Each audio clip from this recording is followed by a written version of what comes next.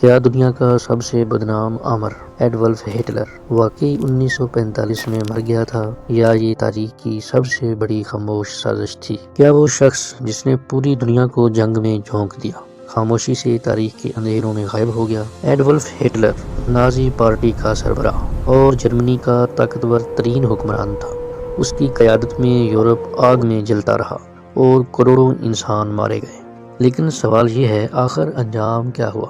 سن 1945 Berlin کا محاصرہ ہو چکا تھا، شہر ٹوٹ رہا تھا۔ مغرب سے اتحادی افواج اور مشرق سے سوویت فوج، جرمنی شکست کے دہانے پر تھا۔ زمین کے نیچے ایک تنگ بنکر میں ہٹلر چھپا ہوا تھا۔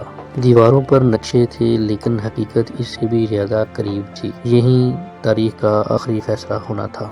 29 اپریل، خاموش شادی، کوئی خوشی نہیں۔ 30 اپریل کی دوپہر، ایک کمرہ، چند ذاتی اشیاء اور مکمل خاموشی۔ یہ ایک شخص کا نہیں، ایک دور کا خاتمہ تھا۔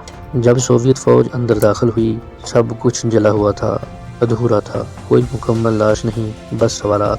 اور یہی خاموشی شکوک کی بنیاد بن گئی۔ کچھ لوگوں نے کہا وہ فرار ہو گیا، جنوبی امریکہ، سمندر کے راستے۔ کہانیاں پھیلتی گئیں، مگر ثبوت کوئی نہیں۔ خفیہ فائلز کھلیں، رپورٹس آئیں، مگر تصدیق نہیں۔ ہر سراغ ایک بند گلی ثابت ہوا۔ سائنس نے ایک بات واضح کر دی، دانتوں کے ریکارڈ، پرانے میڈیکل ثبوت، یہ سب ایک ہی کہانی سناتے ہیں۔ زیادہ تر مورخین متفق ہیں، اتنا بڑا راز اتنے سال چھپانا ممکن نہیں تھا۔ تو آپ کیا مانتے ہیں، حقیقت یا سازش؟ تاریخ کبھی مکمل سچ نہیں بتاتی، بس سوال چھوڑ جاتی ہے۔